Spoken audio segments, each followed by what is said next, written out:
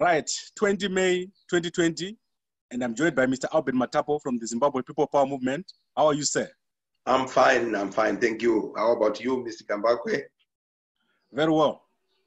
Today we'll be talking about the situation in Mozambique and the meeting which was held yesterday in Zimbabwe, the extraordinary Troika summit plus Mozambique, which was attended by the presidents of Zambia, Botswana, Zimbabwe, and Mozambique. Did you see the meeting yesterday? Yes. Actually, it happened in Harare, not in Mozambique. Oh, in Harare, yes. Yes, it took place in Harare because Harare is leading that Troika at the moment. Because the Troika position is rotated every year. So this year, it is with Harare. Okay, so that organ on defense, politics, and security, what is its function? Yeah, the basic function of that organ is that it is responsible for providing policy direction on regional political defense and security issues.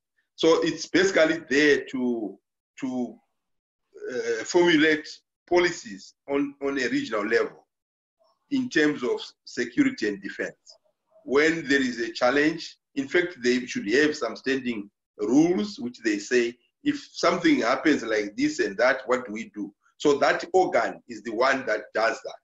So every time it's held by, that's why it's called a Troika, meaning to say three countries. Three countries are involved in that meeting all the time to formulate a policy on security and defense. So this time it was Mozambique. This time it was Zambia, Zimbabwe, and Botswana discussing on an issue to do with Mozambique. That's why Mozambique was also present. Okay, so looking at the communique, which was read by S.B. Moyo, the Minister of Foreign Affairs for Zimbabwe, what are your thoughts on that? Yeah, what I think is that the situation as it is the way it was reported by Mozambique, it looks like Mozambique is losing ground. And the situation, Mozambique is failing to actually, deal with the situation correctly, or to defeat these insurgents. And because of that, the situation is growing because they are gaining more and more ground. And that has got an effect or an impact of possibly spilling over to other countries. And so this situation is not healthy at all, because it is now becoming a breeding ground of these terrorist organizations, which is a completely new situation in Southern Africa. Of course, these attacks did not start yesterday. These attacks have been there since way back, I think, 2017. There have been these attacks, but they weren't as intensified as they are becoming now. And these insurgents are believed to be linked to this terrorist group ISIS. So I think then what they should do is to, according to the communique which was read by S.B. Moyo, I think they have to do something about it. The Troika behind the scenes, they must have recommended to do something. Okay, so there were about two main resolutions in the communique relating to Mozambique. Yes. The first one was to declare the people who are fighting in Mozambique as terrorists. And the second one was to request SADC countries to assist. Can you unpack those two resolutions? Yes, yes. Those two resolutions, basically, what they mean, the first one, when they declare that those insurgents in Mozambique are terrorists, it means then it becomes a global issue. It becomes an issue that the whole world has to support, because terrorists are not supported by people. The whole world condemns terroristic activities, and therefore, by simply declaring that these are terrorists, it invites all the world, the whole world, to be involved and assist. They can also even access assistance from other countries, even from the US, even from UK and United Nations. They all come in because they have declared that these are terrorists. So that declaration is very, very important. It is very important to, proclaim such kind of a declaration. And then secondly, that for the SADC, at least once they have declared that these are terrorists, they need to allow the whole SADC region or SADC countries to be involved, to help in the fight against those terrorists. But because if they were just locals who are fighting in their own country, then it becomes difficult for SADC to be involved, because they say, okay, I mean, it's an issue, it's a Mozambican issue, national against another national. But in this case, if they are declared terrorists, then obviously the whole SADC. So those two policies or those two requests, if I'm sure they were granted, I'm sure obviously then that's why they had to do a face-to-face instead of just on the phone. So that will enable the people to be together and fight together. So I think that is why they made those two requests. Okay, so does it mean, as we speak, since Zimbabwe is meeting with NUSI for the second time, if they were given permission by SADC to deploy, does it mean today we could be having Zimbabwe soldiers in Mozambique? It depends on the level of preparedness. The problem is that with a war situation, you don't just deploy your forces, but you need to carry out reconnaissance, you need to understand, to appreciate the ground, and make sure that you know exactly where to deploy, how to deploy, because the best way to do on that war, it's not in my view, it must not be a very difficult war, because Mozambique owns the whole coast up to Tanzania, and also Tanzania is in support of Mozambique, and like that. So it should be simple to simply cut the supply routes. How are these terrorists getting their weapons into Mozambique? Obviously, there are three possible ways by which these weapons could be coming. The first one is through the sea, coming from somewhere, and then they come through the sea into Mozambique. The second one, they could be coming from another regional country like Tanzania, crossing the river into Mozambique, because Tanzania and Mozambique, they've got a river as a border. So they could also cross like that. Thirdly, it could come by air. But then they can control that, because they make sure that there is no aeroplane is coming there, that is cut. They also then deploy in the water. They deploy their marines in the water, make sure that nothing comes through the water. And then they also look at the Tanzanian side. They deploy forces from Tanzanian side, blocking that side. So once they've done that, I don't see how these terrorists really can continue to get supplies. So in my view, this should be very simple. And then once they've done that, they can bring the air and still hammer them in those forests, and also ground force moving in, sweeping from the Mozambican side, sweeping towards Tanzania and also towards the sea. So that should be simple, but they need to do a ground survey and reconnaissance and make sure they understand where they are and so on and so forth. And then they can do that. That should not take us more than 6 months to clear those bastards. Okay, so as we speak, could the Zimbabwe soldiers be already on the ground? I read some reports saying that, but I still don't believe that there could be Zimbabwean forces on the ground there. What I know is the guy who has been doing some work there is Dyke, Colonel Dyke and his team. They have got what is called Dyke Advisory Group, and it's a military group. And I'm told they have been, some airstrikes there. They've been carrying out some airstrikes and also some groundwork also, because he employs a lot of ex-Zimbabwean soldiers and also others from other regions. So he has got his own army. And I believe he is the one who has been there and who is still there at the moment.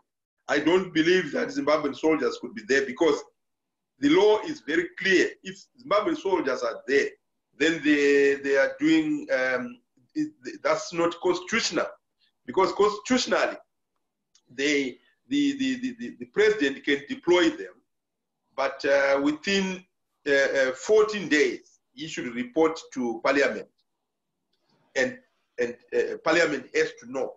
I mean, it does not mean to say he cannot deploy before telling them. He can deploy and then tell them within 14 days. But if the parliament is not sitting, he can do it in 21 days in terms of the law. And then parliament is tasked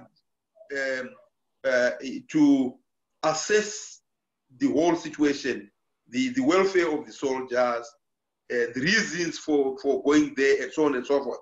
So parliament, joint session of parliament,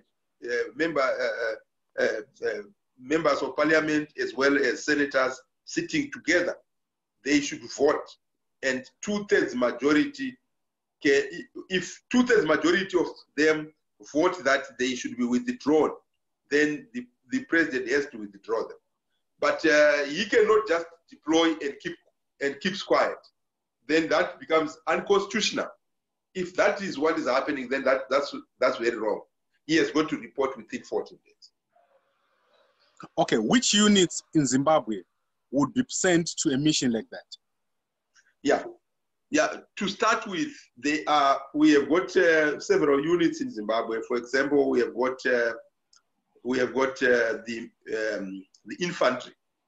The infantry unit is one that works on the ground, that walks on the ground, and So at first, the infantry is the one that is deployed to face these, and then the infantry obviously work with other tooth arms, other units like the mechanized brigade, where the one that has got these sophisticated weapons. And in the course of doing all that, so I've said the infantry, the mechanized, and also the artillery, whatever brigade or battalion, whatever group, they have to work together. And then in the course of fighting, then specialized units like the para group and also the commandos, they can come in. The paras and the commandos don't just come. They come once and do their attacks and they go back home. They are not deployed to stay there, but it is the infantry that is deployed to be there. And at their rear, at the back, you have your mechanized, you have your artillery, who can also be supporting because they have got heavy firepower at the back. And also the Air Force. The Air Force comes in when there is need. They are called to come and assist when they feel they need aeroplanes to come and bomb. So the Air Force will come with their helicopters, with their jets and what have you, to assist the infantry to provide firepower. So it depends on the situation how it looks like, how it is like, where they hide. Are they in the forest? Are they in the buildings? Are they where they are, you know, a lot of civilians? How is the situation exactly like? That is what determines what exactly, how the forces should be deployed, how the forces should come in and work. Okay, if we look at the previous deployment in the DRC, that was quite a long distance away from Zimbabwe. How much or how many soldiers were deployed in the DRC? Right. In the DRC, there were a lot of soldiers that were deployed. At first,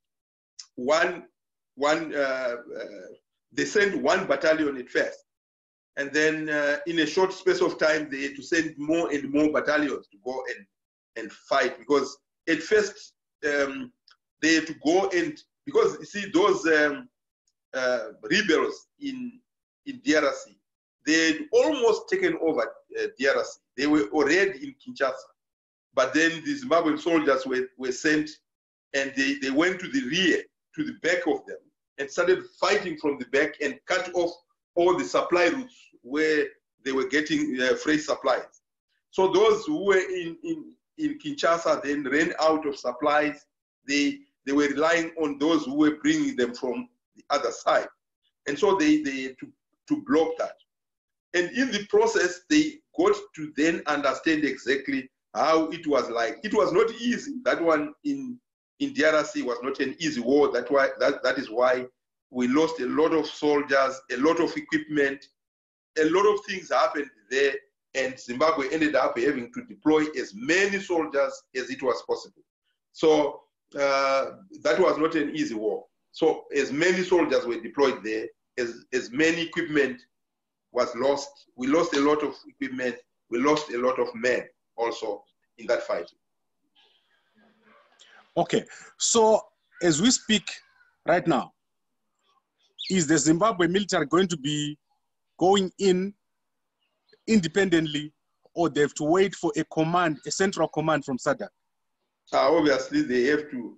I mean, what is logical is that they have got to wait for a central command. They have to work with other countries. For example, we are not specialized in water. And so they can use South Africa to come and deploy their naval in the water, because we are not specialized. South Africa is specialized. So South Africa can actually come and cover in the water. And also South Africa can bring their aeroplanes. And then Zimbabwe can provide ground, and also Zambia and possibly Namibia and Botswana.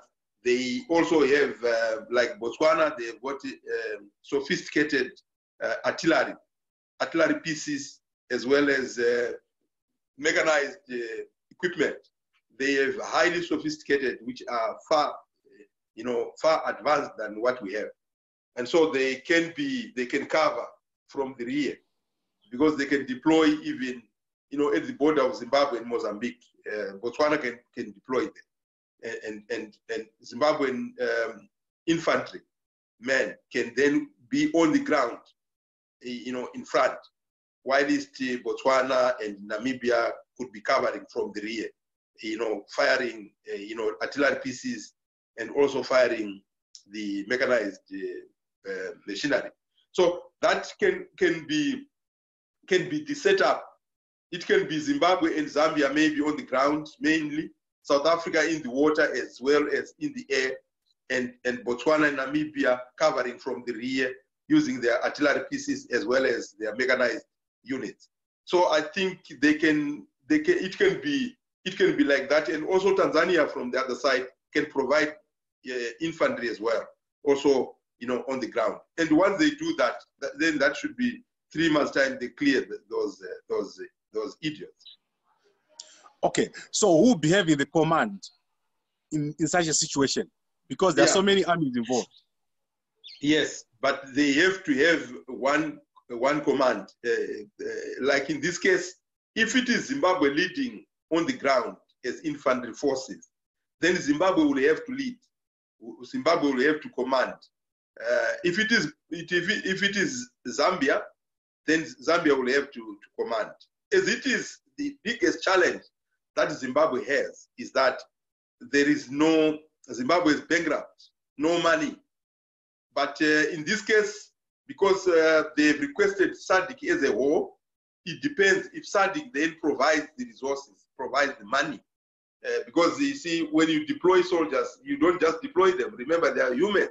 They need to eat, they need their salaries, they need clothes, they need a lot of other things. And because of that, they need to provide those things. So it depends if SADC then provides the resources, then, oh yes, that war should be done in 3 months' time, in my view. And I think looking at Zimbabwe, because Zimbabwe is a bit experienced, we were involved in the DRC war, we're involved in the Mozambican war. And because of that, that can actually make Zimbabwe to command, because those who are on the ground are the ones who are supposed to command. You cannot be commanded by, if South Africa just provides the air and water, then they have to get command from Zimbabwe. Because, you know, when the air comes, the air can only come after being called. The ground force is the one that calls the air to come and do something. And then, yes, then in the water, the water, if it is provided by South Africa, then obviously they can command their forces in the water, but they coordinate with the commander on the ground. So that's what I think.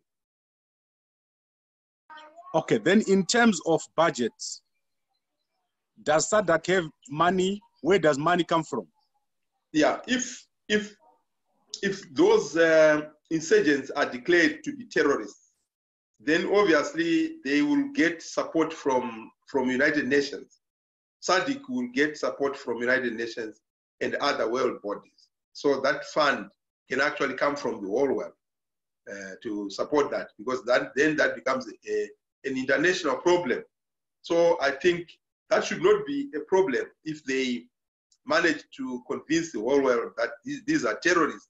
And if they are terrorists, then obviously the whole world will have to provide resources. Okay, then let's look in terms of the private companies that are working security. You just mentioned one headed by Colonel Dyke.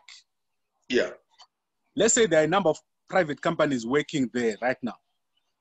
What will happen? Will they work with these armies of SADC, or would they have to leave? No. It depends on their mandate, but by and large, they have to work with these armies. They have to be protected, because they can continue working, doing whatever they are doing. For example, this Colonel Dyke company, mostly it works with the demining, and they're doing a lot more other things. So if they are, it depends on on individual countries' constitutions. For example, South Africa has got a law that does not allow their private companies to be doing those kind of things like that. So it depends also on a number of other legal issues that are involved. But I think in the experience that I have of Afghanistan, for example, there are a lot of private companies that are working alongside the military there. So I think they can still continue to work with, even in DRC, there are a lot of private security companies that are working in DRC, you know, and hand in glove with the army. So I think that can work also very well. And then in terms of equipment, does Zimbabwe have enough weapons, aeroplanes, to be able to go in and fight this war? Zimbabwe alone, I don't think they can. Yes, they have got, the infantry has got their rifles, their, you know, ammunition, they have. But when it comes to, because I don't know how equipped the terrorists are, but you know, in this day and age, what Zimbabwe has is a bit inferior in terms of when we look at the modern warfare. Most of, you know, some of our fighting planes were shot down in DRC. We lost some of them. And also because of spares, there is a need for a lot of spares. There is need for, upgrading of what we have. So Zimbabwe is not quite, I don't think they can do it alone. That's why they are calling the whole of SADC. They need to work with others with modern equipment. What is the likelihood of the terrorists coming to other countries like Zimbabwe and South Africa to carry out attacks as a form of revenge? Yeah, if the whole of SADC work together to fight these terrorists, then that will reduce their chances of being able to come to Zimbabwe and these other countries. But if they are not fought at the moment and they are allowed to grow and become big, then we have set a precedent, which is very bad, because then they will be able to even come to Zimbabwe or go to South Africa or Zambia and kill people, innocent people. Because what they do is they don't focus mainly on the military. They focus on civilians. I mean, I am totally opposed to the Zimbabwean government, but when it comes to terrorists, well, we have to be together. We don't want terrorists to come to our country. We don't want that kind of thing. This is the first time in Southern Africa that we have had these jihadists. We don't want these jihad coming to our region. So it is important that people should work together to fight these kind of people. We don't need them. Okay, what happens if, because SADC is also gathered on the side of Mozambique government, ISIS also decides to send their own fighters? Yeah, that's why I said then they should cut the supply routes. Once they make sure that they put the Marines in the Indian Ocean on that coast and also on the Mozambican side, and then they attack them from the air and on the ground, then they will not have chance to send these ISIS people. Where will they be coming from? Because they will not have chance. So they just have to block them and make sure that region, they do it very fast. I mean, that region, they shouldn't be any problem. You see, it would be a problem if these ISIS people were being bred from Mozambique. But I don't think Mozambicans themselves would want to work with those people and allow that kind of thing happening. If they are, then they are misplaced. They should not do that. Okay, so if it's going to be so easy to fight these people and win, why has the Mozambican government failed to deal with them? Yes, the problem with the Mozambican government is the main problem is that they have been and they continue to face the other rebel group, the Matanga group. This Matanga group has been in charge of that whole area, and they've been mining minerals there. And these insurgents, they came in because of the discovery of gas. So they want this natural gas, and that's why they are now there also. So it's a multiplicity of problems. The Matanga group is also fighting the Mozambican government, and also this Mozambican government is very weak because there is a lot of corruption in Mozambique. So the government itself is weakened because of corruption, just like the Zimbabwean situation where we are weak because of corruption. Government is there just looting everything. So in Mozambique also, they have got similar problems where the government is not quite trustworthy. So some of them, because of those, disagreements that they make because of looting and, they don't trust one another, some of them end up working with those insurgents. So Mozambican government alone, it's not easy because some of the top leaders within that government could also be working with the insurgents and inviting them because they are fighting just for their own personal gains, personal interests. That is very bad, and it's a sad situation. That's why they are failing like that. But I think it's easy then to conquer them. Okay, so is fighting these insurgents the only solution? Is it not possible to have a dialogue with them?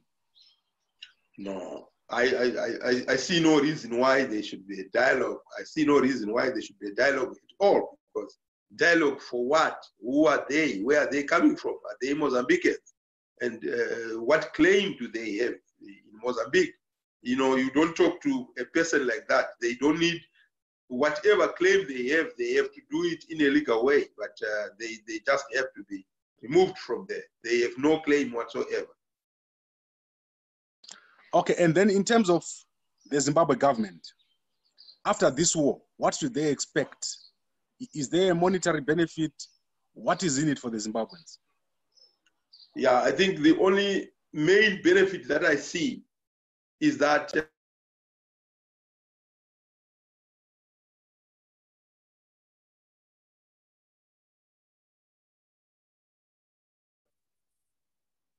we need stability. So it is that stability which is the biggest benefit that we have.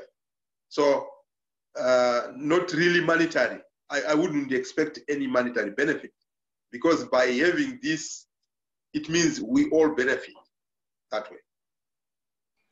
Okay, I think we've covered the key issues. Is there anything else, other considerations that we haven't covered? Maybe just to say that this is a sad situation that we are having in Southern Africa. Even if we have got differences as Africans, we should not allow, you know, foreigners in that sense coming in to destabilize our region, because it affects ordinary men on the streets. It is not fair that because of personal benefits, personal gains, selfish reasons, people invite and collaborate and work with, you know, terrorists. It's not fair. We don't need that. The people of Africa should understand that. How can people honestly tolerate such kind of people, such kind of activities in our region? This is not fair. So people should understand that. That's all I can say. Right, Mr. Albert Matapo from the Zimbabwe People Power Movement. I think let's summarize what we've said.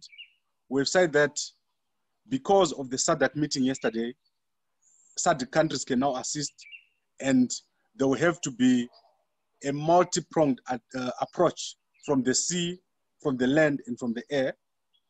And we've said that there's no dialogue possible with these guys because they're just terrorists. You said it's going to take between 3 to 6 months to clear them out. Yeah. And how long did you say before we see them on the ground? And what do we expect to see? Yeah, if they agreed really yesterday, which I don't know behind the scenes what they really agreed on, but if they agreed and they are mapping out something, then we should start seeing them deploying within a week. Okay, so very, very shortly, they should be on the ground, and already there's airstrikes and other action taking place because of private companies in the area. Yes, that is true. Okay, what about, since it's so far from Zimbabwe, how do these soldiers travel these 3,000 kilometers to the area? Yeah, in this case, there are two major ways, or rather maybe, yeah, two major ways, if not three. They have to travel on land. They can drive their trucks going there, some of them. They can also go there by aeroplane. And possibly also they can use train to a certain point, and then they can get onto some trucks and then get to that as quickly as is possible. So the only plausible ways are those three. They can drive the trucks, some of them, and also they can use train to a certain point and then use trucks. Thirdly, some of them can go by these big aeroplanes. They can carry them and dropping them somewhere. The same way they did to Mozambique, sorry, to DRC. We might not have the aeroplanes to do that, but last time they were hiring them from Ukraine, and they were coming to ferry them with their trucks and take them there. So they can actually be carried with their trucks, and it takes a day or two to deploy. It doesn't take long. As long as they've done their groundwork well, it can be done as quickly as is possible. What happens if we start seeing casualties? Is the Zimbabwe government going to tell us, or it will be like the DRC situation where no information was provided to the people? Is there a law that requires the government to tell people if soldiers die outside the country? Yeah, you see, it depends now. Other democratic governments, they say out everything, just like what is happening with the coronavirus. You know, governments have to be transparent. Governments have to tell citizens how we are being affected by anything that we do. So our government must tell us, must be open and clear. That's what is noble and what is right. And they have to be transparent in whatever is going on. But knowing the Zimbabwe government as I do, they might not be transparent. They will lie. They will bring false figures and the like. But we need to know the impact of whatever action, because remember, those soldiers are our children, and they have to, we have to make a decision whether to withdraw them or to leave them there. They cannot continue to be affected while we watch. They are our children. Okay, so let's look at the DRC. Approximately how many soldiers do we lose there? I don't have a real figure, but we lost, obviously, more than 3 figures. More than 1,000? 3 digits, yes. More than, yeah. So we lost quite more than 4 digits. More than 4 digits. We lost quite a significant number in their tens of thousands. Okay. Right, I think, Mr. Matapo, we've had a very in-depth discussion, and we should continue to monitor this situation. You were one of the first people to say the Zimbabwe government is going to deploy, and indeed, they have deployed. As we speak, they've taken such a keen interest in this war in Cabo Delgado. Is there anything else that you want to say before we close? That let us keep monitoring. Let us keep talking about this.